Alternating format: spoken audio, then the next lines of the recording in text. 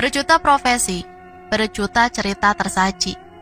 Bermacam pekerjaan dilakukan setiap orang untuk sekedar menyambung hidup. Salah satunya adalah perias pengantin. Mistis perias pengantin. Perias pengantin, satu profesi yang cukup banyak orang kenal. Profesi yang mungkin sudah ada sejak ratusan tahun lalu. Profesi yang banyak digeluti oleh kaum wanita. Berjuta kisah pengalaman kehidupan bermunculan terkait dengan para pelaku dalam profesi ini.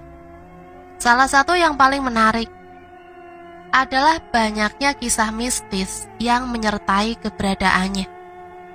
Gak bisa disebutkan satu persatu, karena memang cukup banyak rumor-rumor mistis tentang perias pengantin. Contohnya, kebanyakan perias pengantin wajahnya jutek atau malah seram. Ada pula perias yang harus membakar kemenyan terlebih dahulu di dalam kamar riasnya, dan lain sebagainya, masih banyak. Nah, kali ini aku akan mengangkat satu kisah yang sangat menarik. Kenapa menarik? Karena kejadian nyata, orangnya ada, tempat kejadiannya juga masih ada. Mistis perias pengantin. Pada tahun 1990-an, tersebutlah seorang perempuan berumur 35 tahun. Namanya Nina. Orang-orang banyak memanggilnya dengan panggilan Mbak Nina atau Ibu Nina. Ada pula yang memanggil dengan Nina saja. Sudah sekitar 20 tahun lamanya, Ibu Nina sudah berprofesi sebagai perias pengantin. Dimulai sejak masih sekolah, Ibu Nina sudah mulai ikut membantu ibunya merias pengantin. Jadi sudah cukup lama menggeluti profesi ini. Sampai akhirnya sang ibu meninggal dunia ketika Nina masih berusia 21 tahun. Setelah itu dia lanjut menggeluti profesi ini. Sejak masih tinggal bersama orang tuanya di Cilegon, Banten, sampai ketika sudah memiliki tempat tinggal sendiri di Tangerang Selatan. Sudah cukup banyak kisah hidup yang Ibu Nina alami. Entah itu sedih, senang, ataupun seram. Seram? Iya, karena sudah terbilang di awal tadi. Kalau profesi perias pengantin seringkali harus bersinggungan dengan hal-hal mistis yang menyeramkan. Gak masuk nalar dan logika. Ibu Nina sering mendapat panggilan untuk merias pengantin jauh ke pelosok, hampir di setiap sudut pulau Jawa. Sesekali juga sampai keluar Jawa. Nah, banyak kejadian janggal dan aneh yang beliau alami ketika harus mengunjungi tempat yang cukup terpencil. Salah satu pengalamannya adalah ketika Ibu Nina harus mengunjungi satu desa di daerah Anyer, Banten. Sekarang kita pakai sudut pandang Bu Nina saja ya, biar lebih gampang. Kali ini aku harus berangkat ke Anyer sendirian, karena Mira asistenku yang biasa mendampingiku sedang ada urusan mendadak. Jadinya nggak bisa ikut kali ini. Aku tipe orang yang sangat tepat waktu. Nggak ada kamus terlambat dalam hidupku. Lebih baik aku yang menunggu daripada orang lain yang harus menunggu karena aku datang terlambat. Sama juga kali ini, ketika masih pagi buta, aku sudah dalam perjalanan menuju tempat merias di satu desa di wilayah Anyer, Banten. Tempatnya di sisi jalan pegunungan sebelah kiri, bukan sisi pantai, dan katanya letaknya cukup jauh dari jalan utama. Ya sudah, walaupun begitu aku tetap harus menjalani. Toh sebelum ini aku juga sudah merasakan yang lebih pedalaman lagi. Targetku, aku harus sampai di rumah tempat acara sebelum jam 5 sore. Dengan tujuan sebelum akad semua sudah siap, gak ada yang terlambat. Dan sukses, seperti biasanya, aku datang tepat waktu. Jam 5 kurang 15 menit sudah sampai di rumah mempelai putri. Waktu itu aku menggunakan jasa ojek motor untuk membawaku ke tempat acara. Setelah turun dari angkot di jalan utama, Jalan Raya Anyer, Rumah mempelai wanita ini terlihat sederhana, namun cukup besar, dengan desain standar rumah di pedesaan terpencil. Namun kelihatan sangat nyaman untuk ditinggali. Sudah ada beberapa orang yang terlihat wira-wiri di dalam dan luar rumah. Tapi menurutku, untuk rumah yang nantinya akan ada acara pernikahan, rumah itu cukup sepi. "Mbak Nina ya? Mari masuk, Mbak." Seorang perempuan menyapa aku dengan ramah. Segera masuk rumah dan langsung menuju kamar rias pengantin. Aku mengikuti arahannya. Sesampainya di dalam kamar, perempuan tadi lantas pamit. "Ini pengantinnya, silakan Mbak," ucapnya sambil tersenyum. Di kamar sudah duduk seorang perempuan dengan rambut tergerai, duduk di depan cermin besar dengan penerangan seadanya. "Saya langsung mulai aja ya, Neng?" tanyaku kemudian. "Iya Mbak," jawab mempelai itu pendek. Kemudian aku langsung mempersiapkan peralatan. Lalu singkat cerita aku sudah mulai proses merias. "Neng, capek ya? Wajah kamu pucat banget." Aku bilang seperti itu karena memang benar wajah pengantin itu pucat.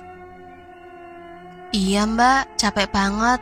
Kebetulan juga ini habis sakit, tapi sudah enakan sih," jawabnya. "Ya, biasalah, memang sudah sering seperti itu." Kedua mempelai akan sedikit stres ketika makin mendekati hari H pernikahan. Sama juga dengan mempelai yang ini. Makanya aku maklum dan mengerti kalau mempelai perempuan ini kelihatan lelah dan pucat. Aku juga harus make up ekstra lebih untuk menutupi kepucatannya. Tapi ada yang aneh, dan aku baru menyadarinya belakangan. Sejak aku masuk ke kamar rias ini, gak ada satupun orang lain yang kelihatan masuk. Sama sekali gak ada. Dan aku sama sekali gak mendengar ada orang di luar kamar. Sepi dan hening, seperti gak ada orang sama sekali. Tapi ya sudahlah, aku memilih untuk mengabaikan lalu fokus merias. Takut terlambat karena jam 9 acara sudah dimulai, akad dan dilanjutkan dengan resepsi. "Nah, udah selesai, cantik banget sekarang." "Terima kasih Mbak." "Iya, aku cantik sekarang." Mempelai itu tersenyum senang. Gak bisa dipungkiri kalau aku gak puas dengan hasil kerjaku kali ini. Wajah mempelai masih terlihat agak pucat. Tapi setelah selesai, tiba-tiba aku mendengar ada kehidupan di luar. Tiba-tiba ramai. Syukurlah, akhirnya kejanggalan tadi gak beralasan. "Ayo Neng, dimulai sekarang." Seorang perempuan masuk ke dalam kamar, lalu mengajak mempelai perempuan untuk keluar. "Emang udah mau dimulai, Bu?"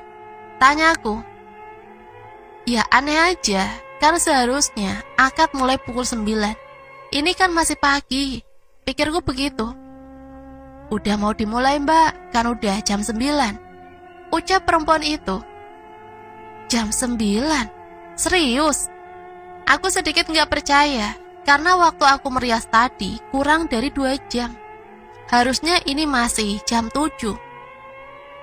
Perasaan aku memastikan lagi dengan melihat jam tanganku sendiri. Ternyata benar, sudah jam 9. Aneh. Ya sudah, seperti biasa, aku menunggu di dalam kamar yang sudah disediakan buatku ketika acara sedang berlangsung. Oh iya, ada kebiasaan yang selalu aku jalani kalau sedang merias seperti ini. Yang pertama, sebisa mungkin aku nggak menunjukkan diriku di depan para tamu undangan ketika acara sedang berlangsung.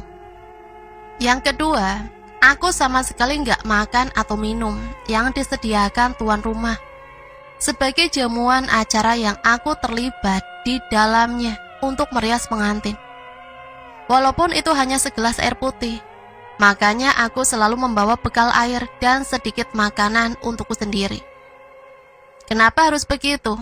Sampai sekarang pun gak tahu alasannya. Karena dulu sejak aku masih ikut bantu ibu untuk merias, dia selalu mewanti-wanti untuk melakukan 2 hal itu. Beliau hanya bilang, kalau dilanggar nanti ada sesuatu yang buruk akan terjadi. Hanya itu yang dia bilang. Aku ikut aja, dan sampai sekarang pun aku terus melakukan kebiasaan itu.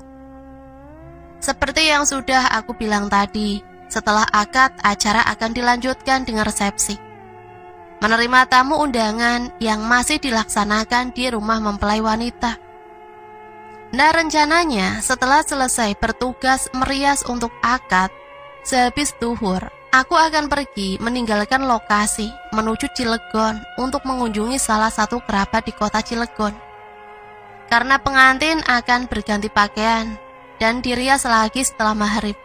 Jadi aku berusaha akan kembali lagi ke lokasi sebelum waktu maghrib tiba.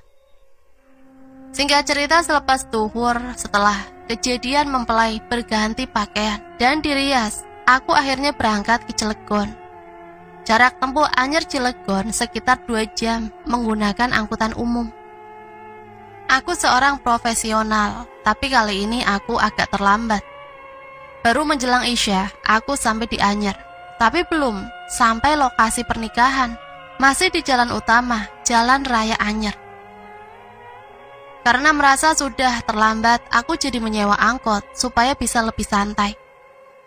Sedikit panik dan khawatir, aku duduk di kursi depan angkot sambil terus memperhatikan jalan. Ketika kami sudah memasuki wilayah desa, tempat lokasi pernikahan, makin panik. Karena sampai jam 8, aku yang hanya berdua dengan sopir angkot, belum juga menemukan rumah pengantin. Benar, di desa ini lokasinya, Mbak? Tanya Pak supir mulai penasaran. Bener, Mas, saya yakin desa ini tempatnya. Tapi kok kenapa nggak ketemu juga ya?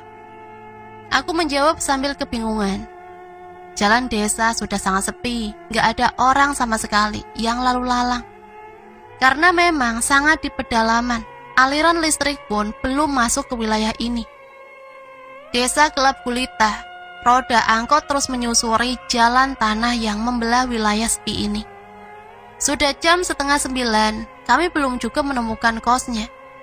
Lelah, letih, nyaris putus asa. Kami memutuskan untuk berhenti sejenak di salah satu rumah kosong. Gimana, Mbak? Mau lanjut cari atau kita balik lagi ke kota? Pak supir ini juga mulai putus asa. Boleh kita keliling sekali lagi, Mas? Saya masih penasaran. Saya yakin kalau rumahnya itu di desa ini. Dan semoga kita nanti bisa bertemu dengan salah satu penduduk di sini. Biar kita bisa tanya lokasinya. Pak supir setuju. Kemudian sekali lagi kami memutuskan untuk berkeliling desa. Sepi dan gelap untuk mencari lokasi. Belum ada yang berubah. Desa tetap sepi dan sama sekali nggak ada kehidupan. Hanya deru mesin angkot saja yang terdengar. Udara dingin mulai turun dari pegunungan yang ada di dekat desa. Makin malam makin dingin rasanya. Angkot berjalan pelan.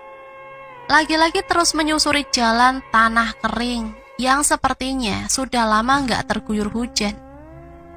Menjelang jam 11 malam, akhirnya aku putus asa, menyerah. Ya sudah, Mas, kita kembali saja ke kota. Sepertinya memang nggak ketemu juga. Pak supir mengiyakan, dia lalu memutar arah mobil untuk menuju jalan keluar desa. Tapi, nggak berapa lama kemudian, kami melihat ada beberapa orang yang sedang berjalan kaki. Tentu saja aku senang melihat mereka. Kami jadi bisa menanyakan tentang lokasi pernikahan. Pak, maaf, mau tanya rumah Pak Thohir yang sedang ada acara pernikahan di mana ya, Pak? Tanyaku ketika kami sudah berada dekat dengan orang-orang itu. Rumah Pak Thohir yang ada pernikahan tapi nggak jadi. Itu, Mbak, setelah belokan di depan, rumahnya nggak jauh dari situ. Di sebelah kiri. Salah satu dari mereka menjawab seperti itu. Ah, leganya. Akhirnya kami bisa menemukan lokasi. Tapi sebentar, kenapa orang itu bilang ada pernikahan tapi nggak jadi? Aneh. Kemudian kami mengikuti arahan petunjuk mereka. Dan benar, kami akhirnya menemukan rumah itu. Padahal kita dari tadi sudah melewati lokasi ini ya Mbak. Tapi kenapa rumah ini nggak kelihatan? Baru sekarang kelihatan, tanya Pak supir kebingungan. Aku pun berpikir sama, kenapa dari tadi kami nggak melihat ada rumah ini? Aneh. Benar, aku masih sangat hafal. Memang ini rumahnya. Karena baru tadi pagi aku datang untuk merias di sini.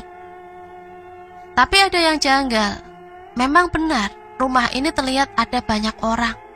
Banyak orang datang yang sepertinya merupakan para tamu. Lalu apa yang janggal?